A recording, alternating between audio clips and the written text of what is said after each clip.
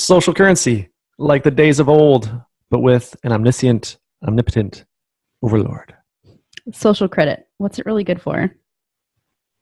Centralize and die. Decentralize and thrive. Nothing builds a strong community like public shaming. Be sure your sins will find you out. The mechanism of social credit, a system of punishments based on scientific theory, the whip to rebuild moral values. Our society needs it.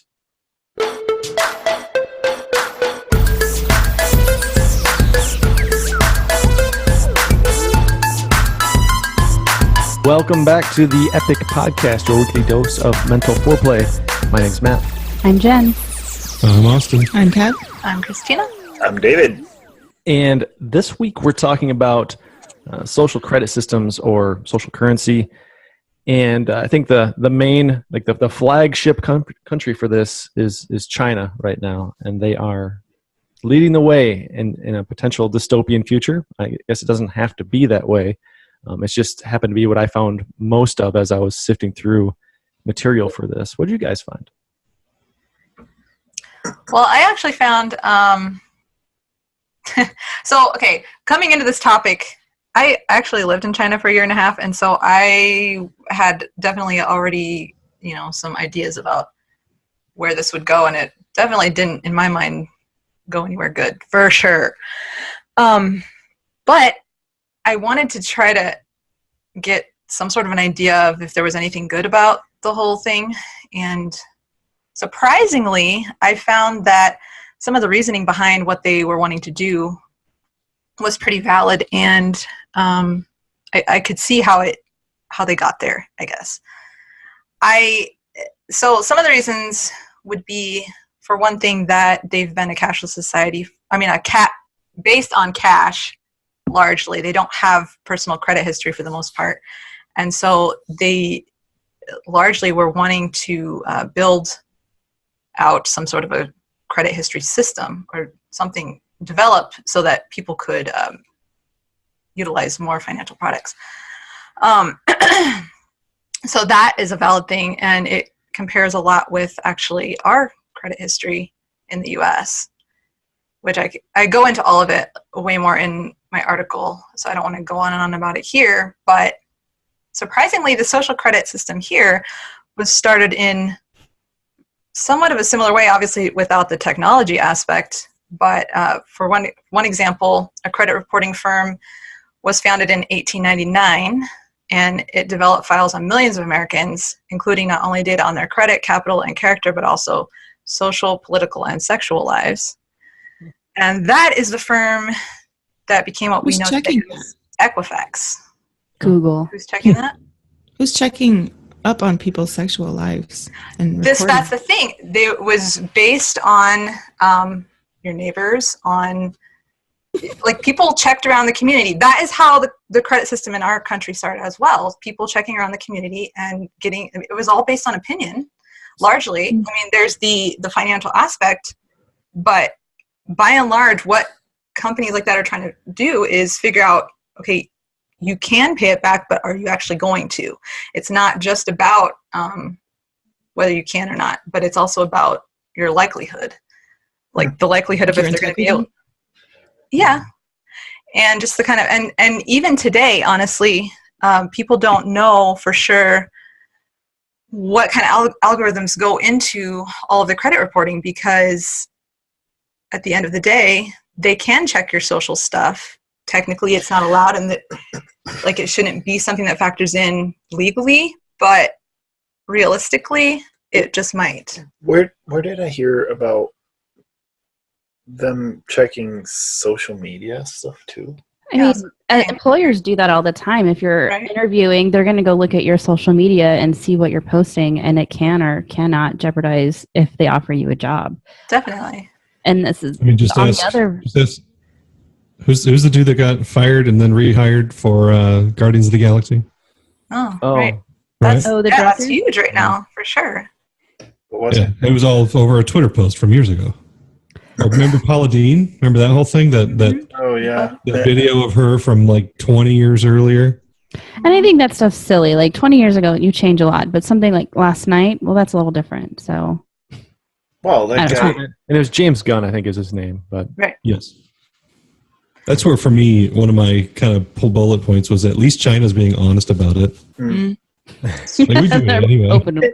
And like, Right. say you have. I mean, okay, yeah, I'm gonna go off on a very weird limb here, but like, say for example, the guy that the kid that got it was at the Lincoln Memorial, and the Native American guy came up to The him. smirk. The smirk guy, MAGA smirk guy. Like, didn't his parents get fired from their jobs and stuff like that? Or I heard that like they were calling to dox him, and they got they either got the wrong kid at the same school, wrong kid, and his parents got fired, or somebody got fired. Somebody's parents got fired, or something of the sort. Because, like, it seems like if there is some sort of public outrage, then the companies are just gonna disassociate as quickly as possible from this person in any sort of way. And so, what I'm thinking is, well, if there is a if there is a reputation management system that is monitored by people or the government or something like that, then maybe this kind of stuff would not happen, because they can go back and say, well, okay, this guy, okay, well, his parents are like this and he's like that, and no, it's not consistent. And I don't know. Hey, Dave, can you explain doxing real quick? I know a lot of people are familiar with it, but a lot of people still don't really know what's defined as doxing. If from what I understand is just posting their private information in social media in a public way. So with negative intent, pretty much. His name, his last name, where he goes to school, work, etc. Get them, boys. And we actually watched the same video, but at 2 different times, because we try to research not together. But they showed an example of, they had like a shame board, a teleprompter of people who had jaywalked, like next to the street or whatever, so you could just see. And these people were being fined as they jaywalked, and it was kind of.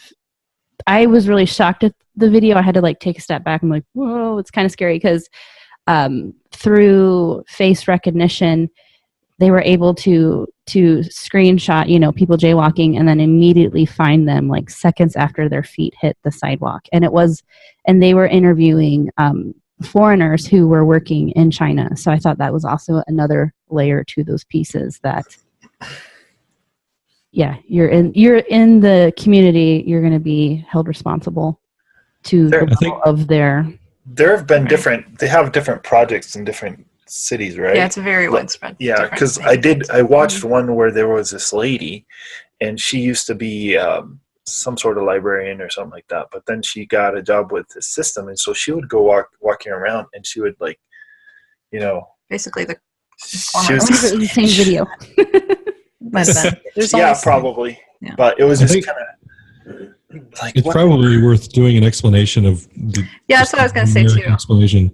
So the social credit system that we're talking about in China, there's a few different documentaries you can find, news reports on YouTube and other sources. But the general gist of it is that China is officially adopted this idea where not only your financial history, but your political behavior, your social behavior, your spiritual or religious behavior, like all parts of your life will be tracked and recorded as if no different than your financial credit score. And then you will get a score, and you have a score, and based on what your score is, you have certain privileges, or you have certain privileges taken away from you. So if you have a good score, you don't have to pay a deposit when you rent a vehicle, or you don't have to pay a deposit when you rent a hotel room. If you have a bad score, you might not even be able to travel by plane or speed train. Mm-hmm. You certainly can't get good housing and good loans and stuff like that. So it's not just financial, it's also political, spiritual, relational, moral. One of the things they track is if you buy too much alcohol at the store, too many video games. Yeah, too many. That was a very, very quoted thing. But they also backtracked and said, we were just saying. Well, like one of the concepts that I thought was crazy was like the concept that you were just saying, that they can't get first class tickets to go anywhere. They can't get higher class things if you have a lower score, because why would a person that doesn't have any money be buying things that the quote-unquote elites can get? So, or why would you be, if you don't have money, or if you can't get whatever, then why would you be buying these things that cost a lot of money? Okay, but so that's a point that is not expressed very well in a lot of the articles and stuff. The biggest reason that you get any sort of doxing your points, or not doxing your points, the reason that you get restricted largely is based on if you have debts or fines that you haven't paid. Yeah. And so that's what they're basically policing, that, saying you shouldn't be doing this stuff if you're not paying your fines, basically. It's one of the quotes that really kind of stuck with me was one of these guys that he was restricted, and they asked him, so what do you think about, he was restricted, then he did some social whatever charity stuff, and he got his points back up, then he could move again, get train tickets and stuff. And they asked him, well, what do you think? And he said, only through this system can we discipline those who can't discipline themselves. Mm-hmm. Right. I saw that same video. I was like, it was the same guy that said, like, when he got his points finally back up, he's like, I'm finally a normal person. I think we all watched the same video, guys. I probably. It was a good one, but it was a good one. Turning every personal experience into a transaction. Yep. Interesting. I mean, it reminds me of an episode of, like, the first episode of Black Mirror that I saw was, an episode about social credit and how it influenced this girl's decision, and how she became increasingly desperate to increase her score, and how she was increasingly like made a leper because people didn't want to associate with her, because by associating with her, they lowered their scores. It was a really, really interesting idea, and it kind of puts into perspective like a bigger idea of, like, maybe countries would no longer need to, like, exile or execute or imprison somebody. They just kind of remove your ability to participate in society. Is this not just using peer pressure as a weapon, Right. if you will? Well, literally the quote from the guy, one of the guys designing the algorithms from Alipay, said that under this system, those who are good would be able to roam freely under heaven, and those who are bad would not be able to move an inch. Yeah, I remember. That is literally their goal. But as a reminder, go ahead, Jen. Go ahead. No, I just had questions. Okay, as a reminder that so far the system is not remotely centralized, and honestly, to centralize it in any meaningful way is insanely difficult. There are a lot of local pilot programs, dozens of local pilot programs. They're all run differently. They're all set up by their local governments. There are there were 8 tech companies who were given basically the go-ahead to set up their own versions of a social credit type system.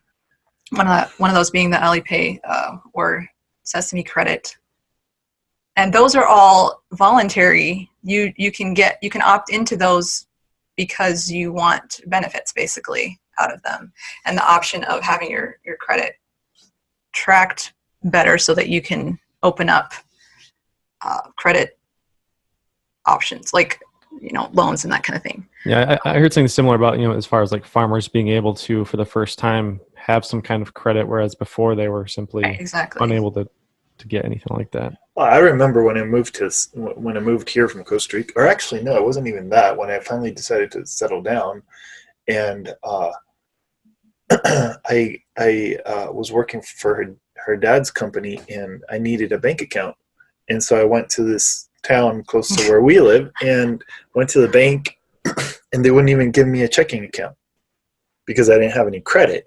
I grew up in Costa Rica. I had no way. I basically showed up in 2000 as far as they were concerned, and so I didn't have any sort of credit at all. And then we we made a very conscious decision after we got married to not have any sort of debt ever. And so you had a credit card growing up, but I had nothing. And so like literally it was a little bit, it was kind of annoying. We weren't even able to get a online bank account either because I didn't have any credit. So it's like, what the crap? Yeah, you did kind of drag us down a little bit. Yes. Honestly, like, it's dumb, but yeah, I guess, but we weren't that restricted. Like, it wasn't a huge deal, Well, but it is an issue. I know I was more of an inconvenience. I was really ticked off, and I vowed never to use that bank. Yeah, ever. that was really dumb. That was just like so. We went stupid. to a different bank, and it was fine. I was like, are you kidding me? One of the other aspects that I've heard from, there was a couple dudes who do a podcast on their motorcycles. Did you guys ever? David was showing me that. I was like, what? Check this out. That's pretty cool. But I don't know if you watched the whole thing, but towards the end, they kind of talk about like, so them and their families live in Asia. And I think spend most of their time in China, but they're in this particular episode, they're recording from Thailand, I think. But anyway, but they're talking about one of the things that people don't realize is like in China, there's so many people and their culture is so kind of, and I'm just going off of what they're saying, but like this idea of like, they talk about those, the old Chinese grandmas that are kind of like in your face type of people, like, that there is such a lack of decorum in their culture to where cutting in line or stealing, taking people's stuff and everything like that is just like what you do. Mm-hmm. And there's so many people that for years they've not been able to create any sort of consistent social norms around not stealing people's crap, not punching people in the face, this kind of physical, moral, financial behavior. And so that this credit system was intended to kind of start creating a situation where the population starts policing itself. Yep. So reporting your friends and having a way to actually say, hey, this person stole my stuff. Mm-hmm. And that actually hurting their life by not being able to get train tickets. And so it is kind of, yes, it's a bit dystopian, but at the same time, it's also semi-decentralized in a way of that we all kind of watch each other's behavior. The problem is obviously who makes those final decisions, what are the filters, whose opinions are the ones that are good, whose opinions are the ones that are bad, what behaviors are right, what behaviors are wrong. Like it is a absolute nightmare of a slippery slope. But they are attempting, and these guys actually made a really good point. They said, look, the Chinese are famous for waiting till literally the 11th hour. They implement some massive dystopian system, and then within a few years, they change it because it doesn't work. Yeah. Mm-hmm. And so, as far as the culture thing that you're pointing out, I think it makes total sense. I grew up in Latin America. I am half Latin American, so I can speak on this. I lived there safely 20 years, and so. Don't give me no shade. But anyway, you look pretty white, sir. Don't Quiere que le hable en español, entonces. ¿Ok? Hablamos en español para que todos sepan. ¿Está bien? He understands. Yo quiero tacos. So, anyways, it's so true, dude. I mean, there is. You see how the houses are there, like with bars and like 20 latches and stuff like that. It's because you can't leave shit outside. You learn to lock your car, lock your house, have bars in your windows. You don't leave anything outside ever. Like I go and I see, we live in this little town in the Midwest, and I go out and I see bikes and I see, toys left outside and scooters and everything. I'm like, if this was my neighborhood, somebody would be making out like a bandit, because all this stuff, there is that level of if you leave it out there, then it's free. It's free game for anyone. They have no problem cheating. They have no problem with, what's the software, like, cracking, finding crack codes for Windows and all this jazz. I mean, and it's just fine. It's normal. It's what you do. And I feel like I was thinking about it as I was studying this whole social credit thing. I'm like, this is something that would be very beneficial for a place like Latin America. So your heck wasn't sarcastic. Well, that quote kind of made me cringe a lot. It was like the whip that the whip that society needs to whip them into shape of their morals or whatever. Morals thing, it was just kind of like, but well, it feels gross to us. Rebuild moral values, and see this. I don't know. I have some very probably non-PC theories as to why things happen the way that they happen, and why. Yeah, I don't know. Man, I feel like maybe I should just shut up. I'm gonna stop you before you go into those things. I guess I'll save you.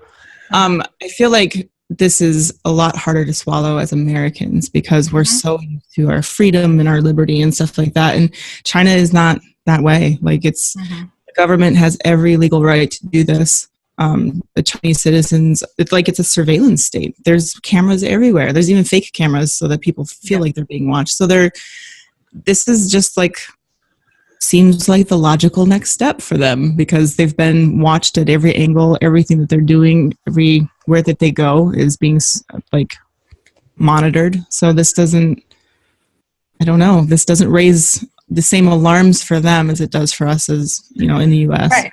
But the funny thing, they're only a couple generations away from millions of their people being murdered by communism anyway. Oh. We don't realize the cultural, when your grandparent or your great-grandparents were killed during so control and police state is the society you grew up in. You don't even realize that you're missing this idea of freedom. Yeah. So, I don't know. Everybody was kung fu fighting, and so I can kind of understand where they might want to implement controls, like Austin was saying. And then to kind of clarify what you're going at there, China's been doing these, draconian measures for a long time without the social credit system.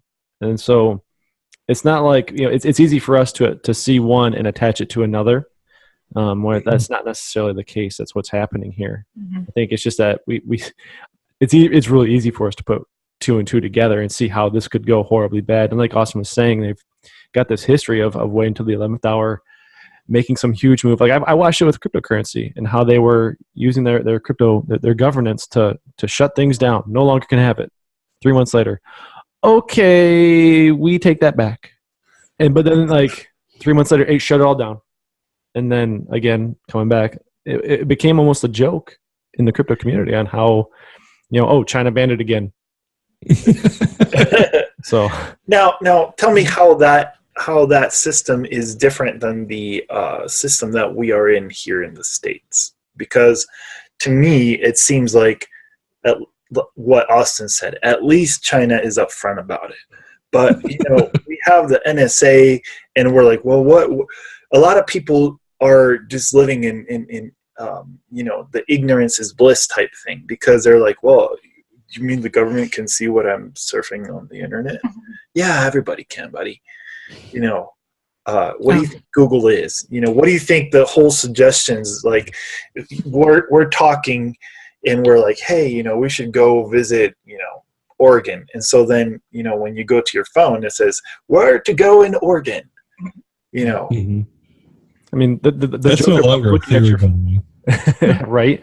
The joke of looking at your phone, be like, hey, CIA, can I get a recipe for a cake? Or NSA or whatever it is. We've got an Alexa in the house now. I don't say jack around that. It's in our kids' room, so whatever. Okay. We'll let them lose their privacy.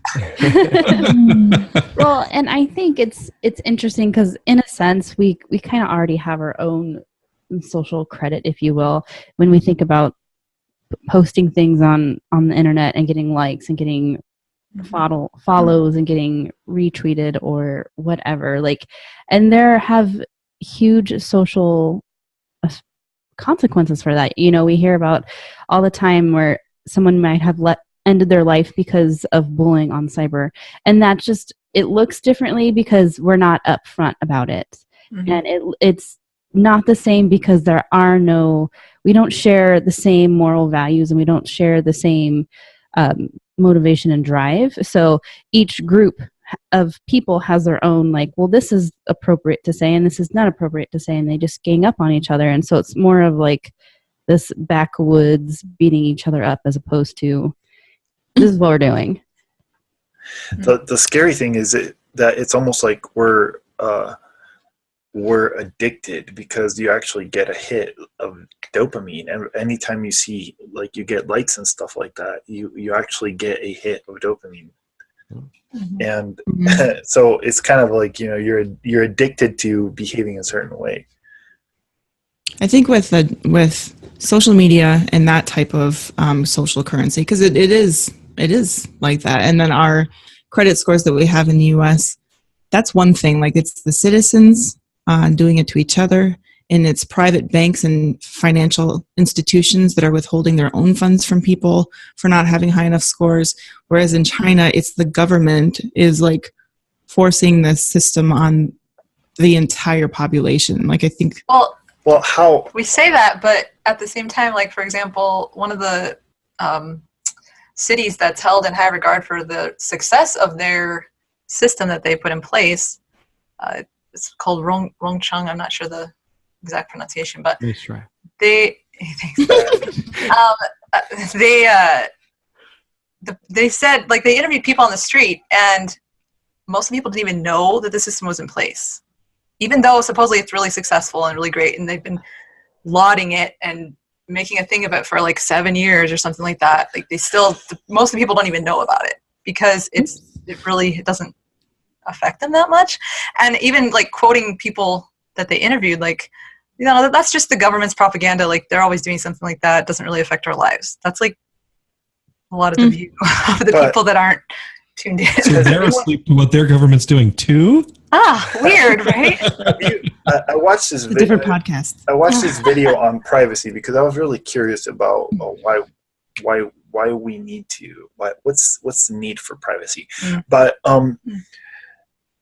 I was freaked out because they said that the NSA has access to everything that you do on Google and everything that you do on Amazon. That's literally the same thing as in China then. That is totally messed up. I mean, yeah. I mean, so what is there? I mean, what? Duck, go, bro. For reals. I mean, that's it. You know, they have your whole life. But at the same time, we have the choice of whether we use Google or not. And it's in China right now, it's the same thing. They have the choice whether they use these systems or not, largely.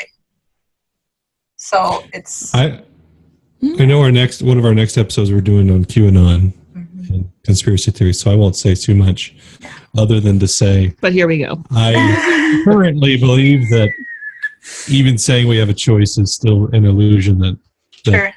we regardless of what search engine you use, what you're shopping, whatever privacy things you have on your phone, like it's legit.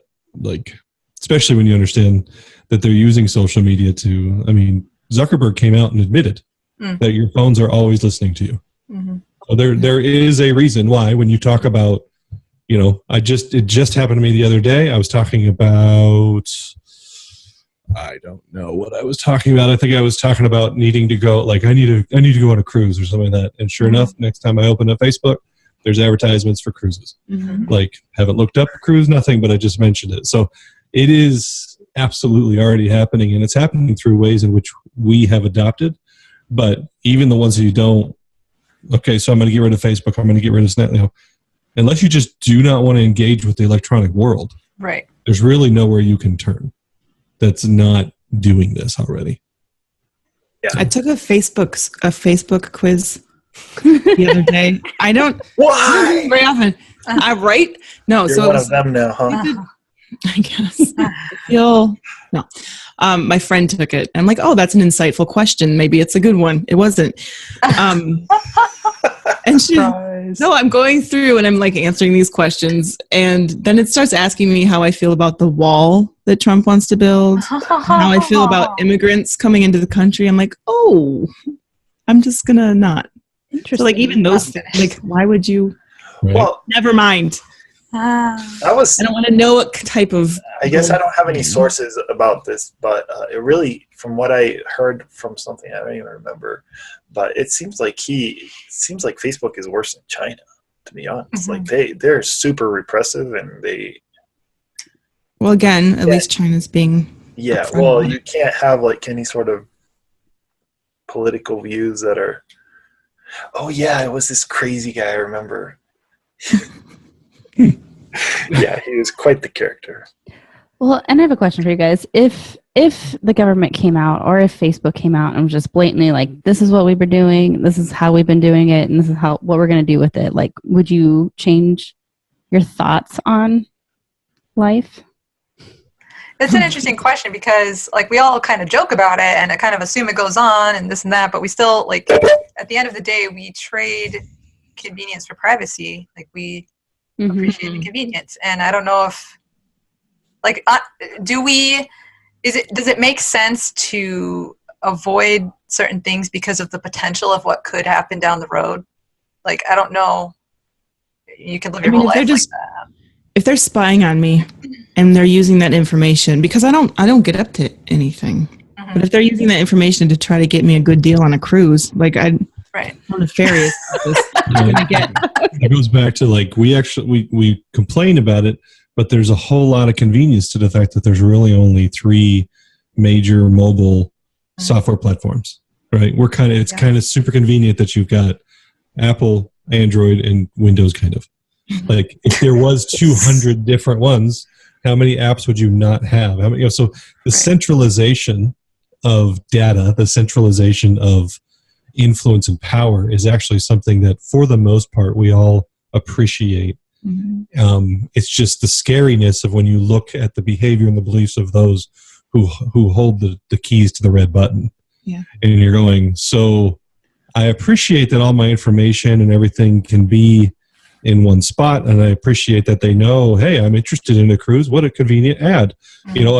That's great. It's yet I know that, this podcast, most of us are libertarian leaning, and this idea of, and so it's this, even for me, it's an internal war of like, I really like the convenience, but I know I disagree with them. And what happens when they decide to turn on you, because historically, telling you over and over and over and over and over and over again in history, when you get that much power in a small group of people's hands, who somebody finds themselves on the outs, and that group of people finds themselves literally in fear of their lives. I feel like this podcast, followed by QAnon, followed by conspiracy theories, is going to turn this podcast into something that we didn't intend it to.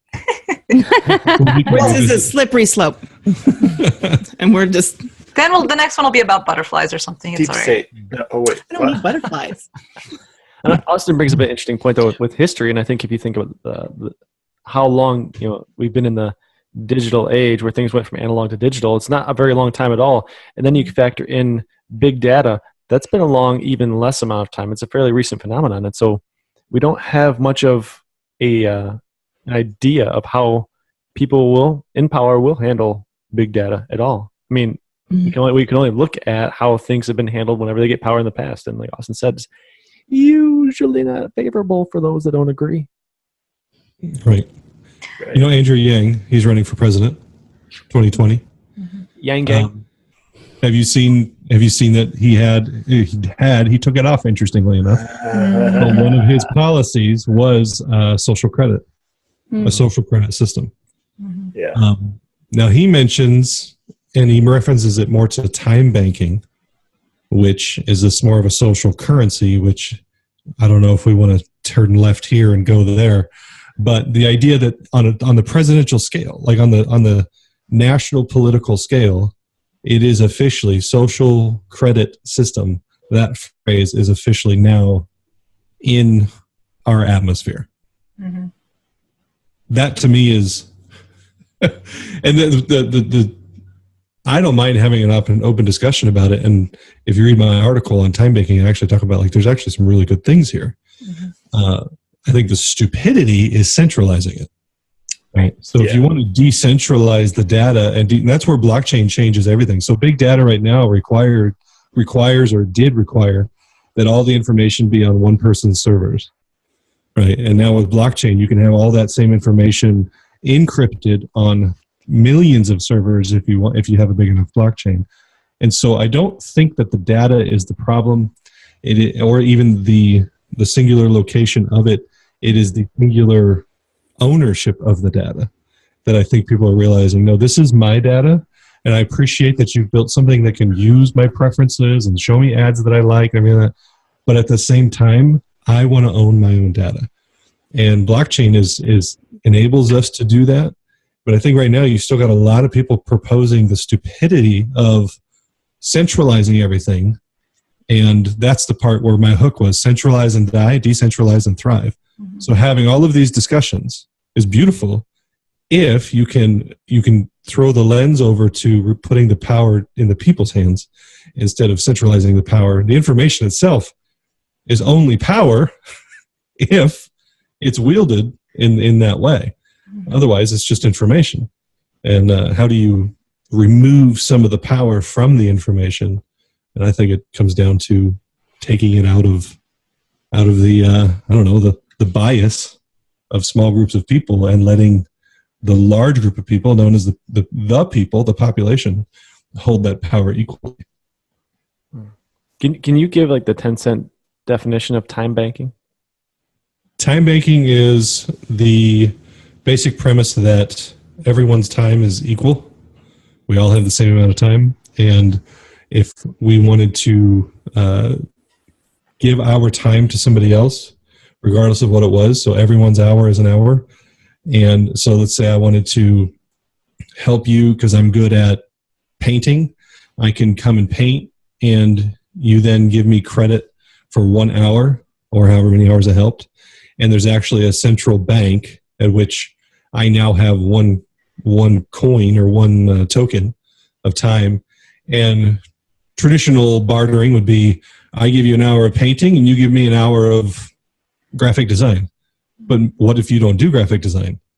Right? So in that traditional sense, we're limited to your skills and my skills. But if we all put our skills in a bank, then I can use that. Sorry, so I almost hit you in the face. Then I can use that coin that I got from you to get graphic design skills from Kat. Right? And then I can pay Kat that coin, and then she can come over to Jen and get gardening skills or whatever. So it's essentially the no different than us trading services, but you're in a community of people that are trading services. So like how money started. Yes. Sounds like an awesome blockchain project. Mm-hmm. I'm curious if you, in your mind, ran across anything that would make that, like, are there negatives to that, do you feel like? I have like 10 different negatives in my head as Austin's talking about that. Okay, what are your negatives? Because it comes down to, one, like that standard, we all have the same standards, and two, like that moral. So Austin, you're going to come over to my house and paint, and I'm going to say, yeah, you came over and painted my house for 2 hours, but really we just sat back and ate beers or drank beers, and then now you have this credit that you came and worked in my house, but then you have that credit to go somewhere else. Or, what if you come over and you do a really poor job and I'm not happy with what you did, but I want a refund, or I want, whatever, because now I have to go back and repaint my house again because there's paint everywhere, like those kind of things. Agreed. Well, that's the absolutely, you would say, so how could we measure for that? Well, maybe the good painters are worth more, and maybe the bad painters are worth less, and maybe we have checks and balance. Oh, well, now you're just talking about money, right? Yeah. We're talking about, I'm going to pay this person 120 versus this person 20. Right. And so, if a doctor went and spent how many hours in medical school, right, and then I took a weekend course on how to stick weld, so I can stick two things together for you, my hour is worth the same as a doctor with that much experience and expertise. That part seems a little uneven to me. I get it, but how much time was spent before you started offering your time. And that's where time banking is an interesting. Andrew Yang kind of proposes it in the sense of a social credit system where you can actually build up. And in his system, there's no penalties. So it's not like in China where if you buy too much alcohol, you get a ding. Like it's just, if we want to have a system where certain people who may not have other capabilities can help us, it's another type of currency in life where if you're one of those people that does have a particular service you can offer to a community of people, that you can get their services in return. So it is just an old-fashioned barter system, a service barter system. So this would be like, I think you maintain the currency system and everything that we have right now. This is just an added thing. That would have been my understanding. Yeah. Yeah. So I mean, I can see where that would make sense as far as like the everyone's hours being the same, because I think it's more like on a charity work type of level than anything else.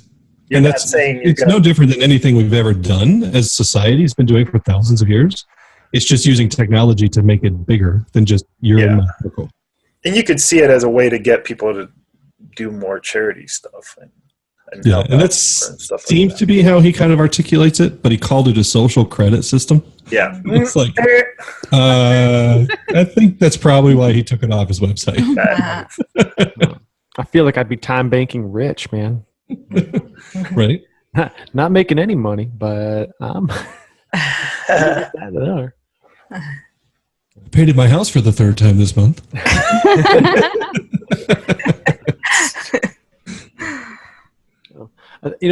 One of the first things that came to my mind when I was thinking about this topic was how prior to the social welfare network in the U.S., charity was kind of relied on, like if something bad happened, you were getting helped by your neighbor, by your community, people that knew you face to face. Like you weren't getting welfare from the government; it didn't exist. And so, to an extent, it required you to kind of be a decent human being. Yeah, people aren't usually super, or at least I don't know. Maybe I'm not super happy about hooking up the douchebag in the community, but.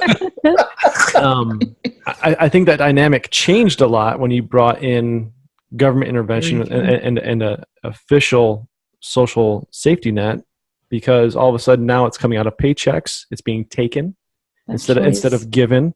It's no longer voluntary. It's compulsory. And then the people sounds like theft to me. What? And then the people receiving are no longer, having that direct face-to-face gratitude, and the giver's no longer, getting that satisfaction of directly giving. It instead facilitates this animosity between the giver or the taken from and the receiver, because now, the person who's being taken from sees the person who's receiving and is like, oh, they're just leeching off the system. Mm-hmm. And then they're putting out that energy, that negative energy, and the people that are in that time of need, or maybe they are leeching off the system, I don't know, definitely can feel that negative vibe. Like they can feel that persecution, and maybe even hear the negative words that are coming there. And so now they're defensive about what they feel that they're entitled to in this time of their life. Mm-hmm. And it just totally changes the dynamic of a voluntary charity versus having an official centralized safety net. And I was trying to figure out, man, how does this compare to a social credit system? And it's like you've potentially, you could centralize it. Currently, like Tina said, it's decentralized. But man, if it's centralized, now you have like an overlord that is all-seeing, all-knowing, and potentially all-powerful, facilitating this system, and it's a really weird-looking thing. Mm-hmm. Also, with one of the videos, I think the one that we all watched, they were saying that having a lower score can keep your children from being able to get into better schools. And so is that going to start creating, like, a couple generations down the line, if they're in subpar schools, which in China, I think their schools are generally pretty great, aren't they? I don't know. But if they're being segregated in that way, are we creating, or are they creating down the line people that are kind of predisposed to being less savory citizens or being predisposed to crime or something like that because of having a subpar education, because their father was the douchebag of the village or whatever. I mean, we already have that going on in our education system now. I know, if only there was like It's a good thing we don't do those can things. use as an example, see what happens after generations of that type of treatment. But oh well. Yeah, I mean, honestly, like it's a valid. Slytherin. Slytherin happened. Slytherin? That's what happened. It's a valid thought, but yeah, I think it's already pretty much the way that it is, both there and to some extent here. I mean, Yeah, I mean, Well, here, I'm just- here we have the Don't do it more. well, there's essentially a feedback loop if you think about how neighborhoods are policed. You know, police will be dispatched to communities where there's more crime. Where there's more police, they'll catch more crime typically, and the cycle will perpetuate itself. Whereas you're less likely to maybe get caught doing something because you're in a neighborhood where people don't normally get caught. So it can lead to extremes either way. Curiouser and curiouser. one thing that somehow reminds me of is, are you guys familiar with Bill Gates' thing, Earth Now? That's something I ran into, which is basically they're going to put hundreds and hundreds of satellites up there, and we can just kind of, well, whoever has access to it can see what everybody's doing down to the second, essentially. Like through our houses? I mean, It was probably like- not through the house. How much perk of that? It's like one satellite per a certain amount of area of the. Yeah, I don't know. It's pretty detailed. So we're going to start polluting our solar system as well. Yeah, It's already I know, but polluted. more. I'm going to have to wear way more pants. You know, it's funny because I was like, dude, I'm just taking it all off. Just Yeah, I mean, Another thing that China is doing, actually, I don't know if you guys heard about this also, but they are in various businesses starting to implement reading people's brainwaves by devices in their helmets or hats or whatever. Like, you wouldn't even know that it was going on if you weren't the one that was wearing it. But that way they can monitor when people should maybe take breaks or take a longer break, or when they're more efficient or not, and compare it up with their brainwaves and stuff. And so that's going like even a step further than just monitoring them with cameras, which I think is interesting. It does make sense from a business standpoint, particularly like if you think about people that kind of go off and start killing people or whatever, like keeping some of that at bay. But at Minority the same time, Report. at the same time, it's like, I don't know, it starts feeling like people are just machines in a way. So. Yeah. So, I mean, yeah, there's all sorts of things tech can do. The question is, what do we feel okay about? And ultimately, I feel like it just comes back down to who's in charge of deciding what's okay or not, basically. That's a really who's interesting idea. watching 'cause- them? What? And then who's watching them? Yeah. Who's watching the watchers? Yeah. Jesus. And who's watching the watchers who are watching the watchers? It's interesting the hear you say that, because the phrase that comes to mind is human optimization, which to me has a positive connotation, as when I think about biohacking.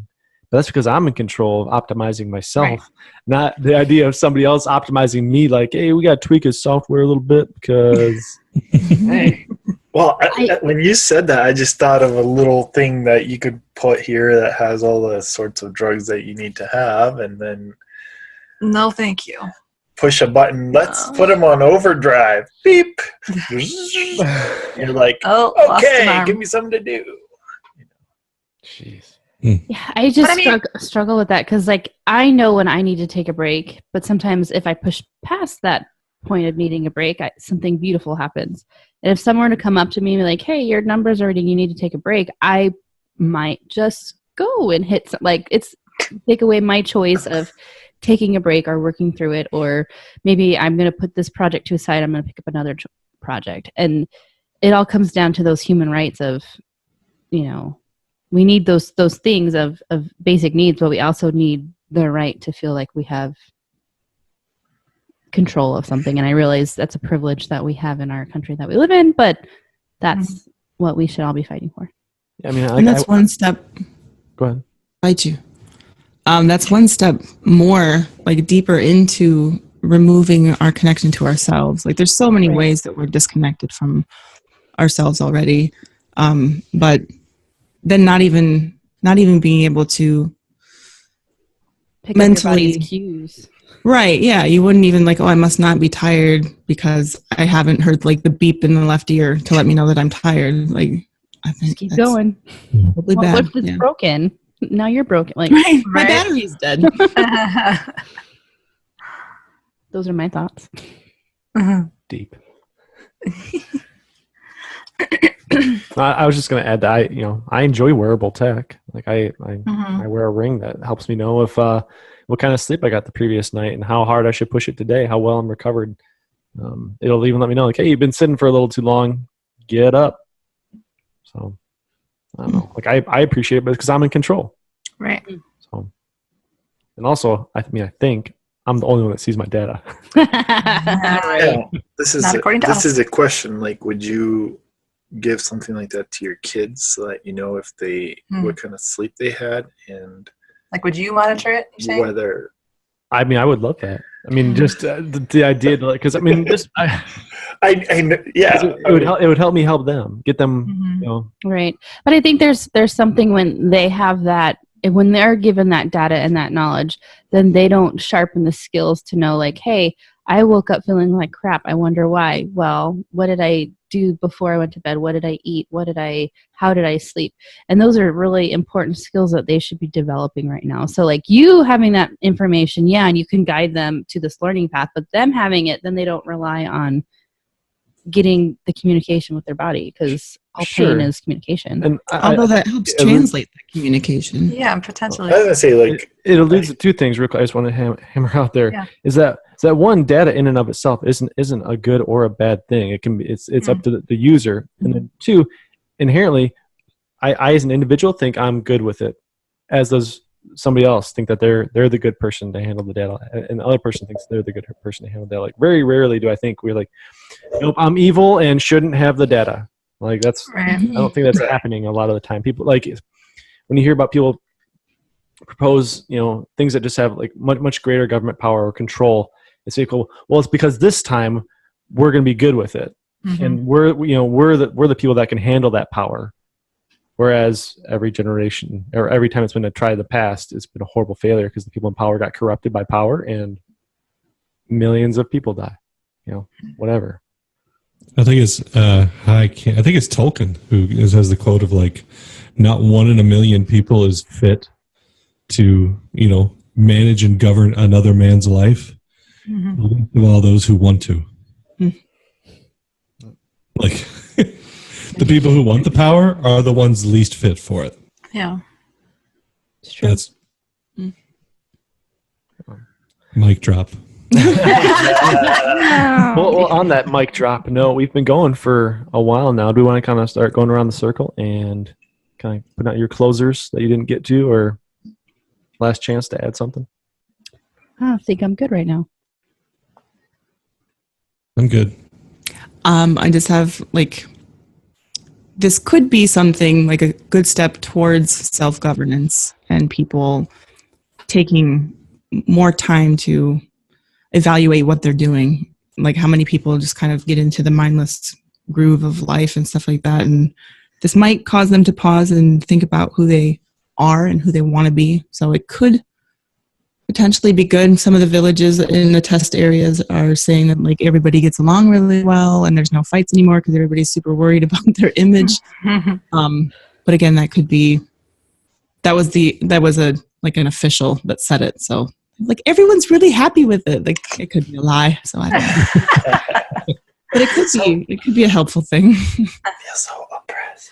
Oh yeah, it might have been the same city, but the one that I had talked about earlier, they actually, other organizations started utilizing their own forms of social credit, like hospitals and libraries. I don't know exactly which things, but because they saw that it was working so well, they started implementing their own versions of it. And, you know, something that I thought about when researching this is China as,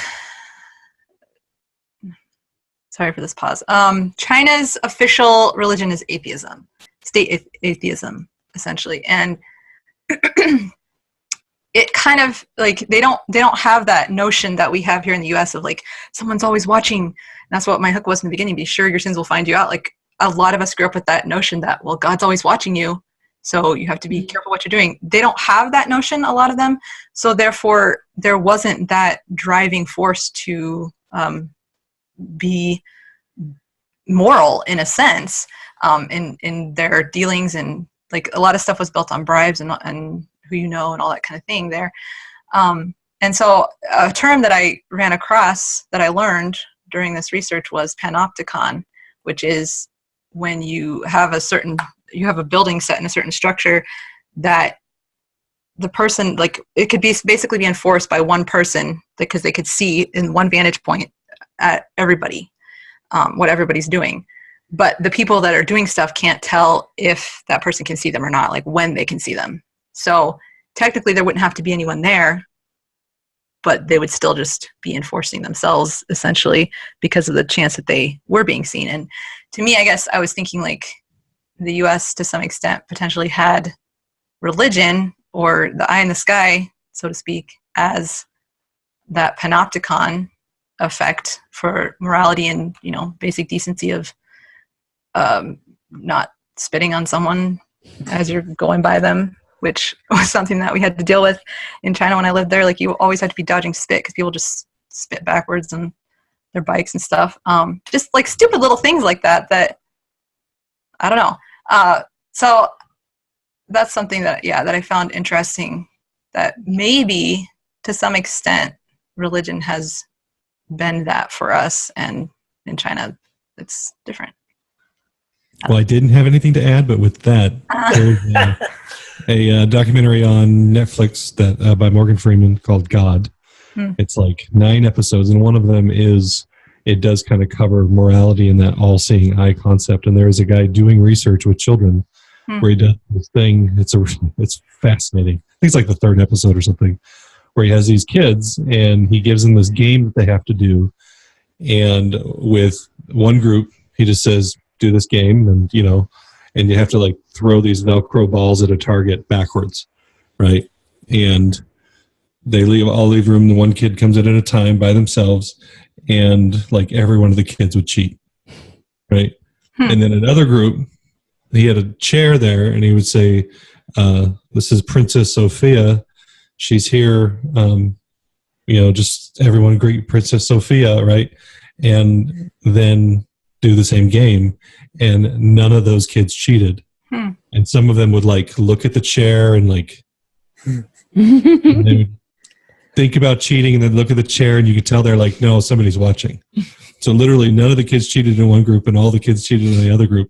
So that literally is and his theory is that the religion is the behavior modifier of the world. And that you will, and his theory, I think he even talks about different cultures where there really isn't a God concept, and that morality and policing people's behavior is very difficult. So that's really cool. Interesting. Good point. You good, David? I'm good. All right. Well, I'll wrap up then. And Tina's point actually reminded me of a guy I grew up with, and I spit on him. God saw you, Matt. What the heck? Right? He didn't catch me though. I was too fast. Oh. And then our friendship kind of deteriorated from there. He didn't talk to me for a while. We were married and it didn't like you still when we first got married. And then he moved to China and taught English there. So Full circle. Full circle, yeah. Wow. He's probably been spit on more. I was gonna say, I wonder if he got spit on there. Was my friend Chinese? That said, I think if a social credit system were to be applied here, it might be the end of my trolling career online. Yeah. I knew it. It's been brewing since before the internet was available to me. But yeah, that's it for this week. Thanks for joining us in this hour. Remember that we have blogs that we'll have posted on theepoch.org, EPOCH, and hopefully you've been primed to have this conversation with other people in your life. Have a good one.